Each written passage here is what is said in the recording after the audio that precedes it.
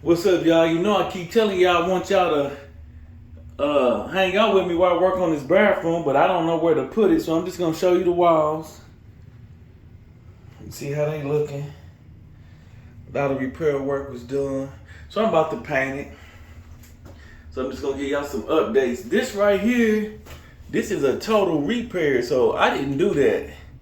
So that's why it's so hard for me to blend it in. I might try a little bit more, but I don't know what they had done This is a pre-owned house, so pre-existing. So that's what I'm on. Y'all remember this gave me the blues?